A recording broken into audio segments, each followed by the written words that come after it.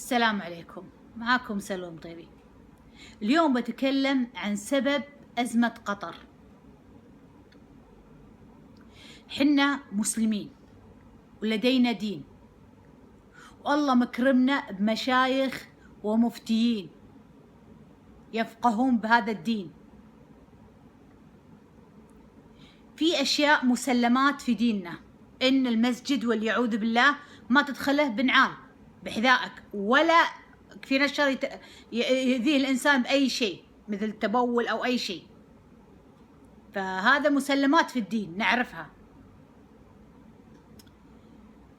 اللي صار في السعودية والحكومة سكتت عنه، والمفروض ما تسكت، المفروض تدخل المشايخ بهذا الموضوع.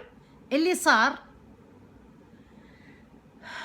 لما ترامب، رئيس ترامب مال أمريكا ويا بنته زاروا السعودية، السعوديين بالغوا لدرجة إنه واحد راح مكة واعتمر حق ترامب. شلون تعتبر حق إنسان مو مسلم؟ وأيضا واحد ثاني بنى مسجد حق إيفيكا، مش اسمها، والثالث سمى بنته المسلمة إيفيكا.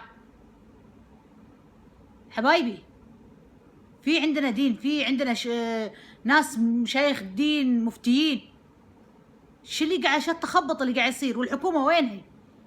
إن كان هذا اللي اعتمر ترامب مكة مجنون اخذوه حاكموه، الثاني اللي باني مسجد، شلون تبي المسلمين يصلون في مسجد وحده ما ادري شنو دينها، والثالث اللي بنيته مسلمة مسميها ما ادري شنو.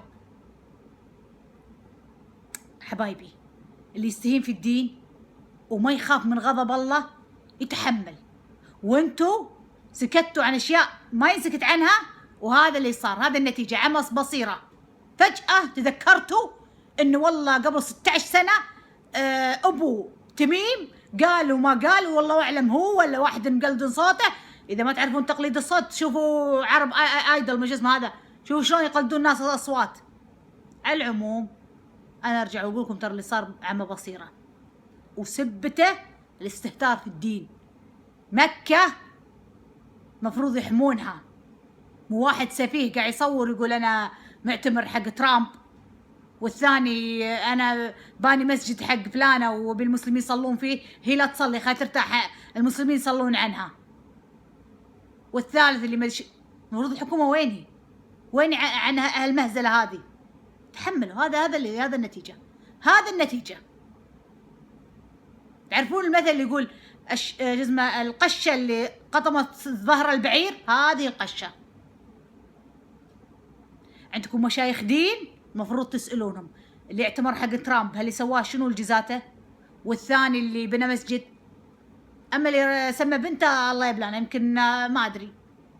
انا ارجع اقول رجعوا المشايخ الدين ورجعوا لدينكم، خلي الله سبحانه وتعالى يفتح بصيرتكم. دين الحق خليته مهزله، كل هذا خوف. هذا وربي مادكم بالمال ومادكم بالقوه ومادكم بكل شيء، خفتوا خنعتوا الترامب هالخبل هذا. انا اسفه، مع السلامه.